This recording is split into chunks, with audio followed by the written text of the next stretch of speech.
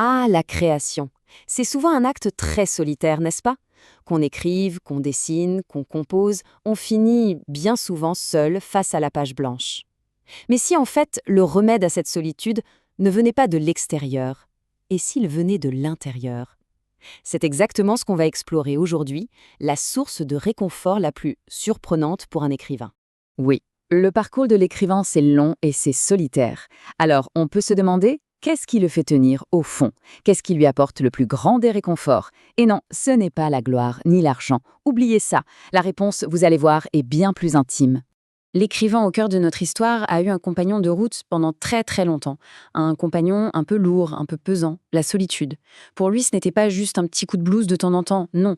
C'était une présence constante, presque une partie intégrante du job si on veut. Et quand je dis un long voyage, ce n'est pas une image. On parle de 19 ans. 19 ans. C'est presque 2 décennies. 2 décennies à vivre avec ce sentiment quasi au quotidien. Franchement, imaginez un peu le poids que ça représente.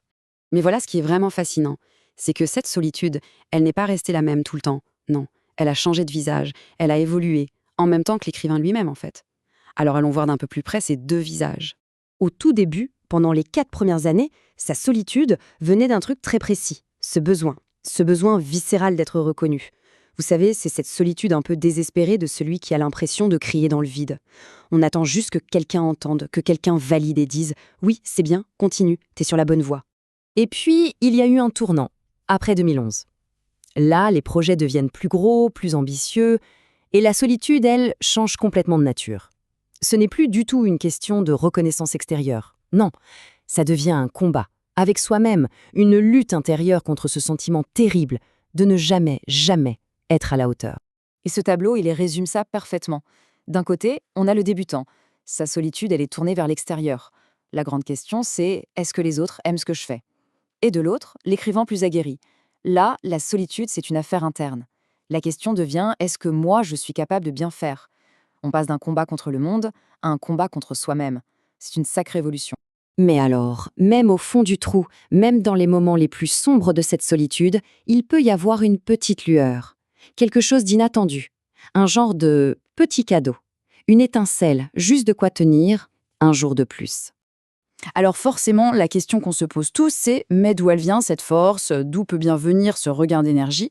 Ce n'est pas une bonne critique, ce ne sont pas les chiffres de vente, ce n'est rien d'extérieur. Alors, d'où ça vient? Et la réponse, elle est à la fois toute simple et super profonde. Cette force, ce cadeau, c'est juste ça.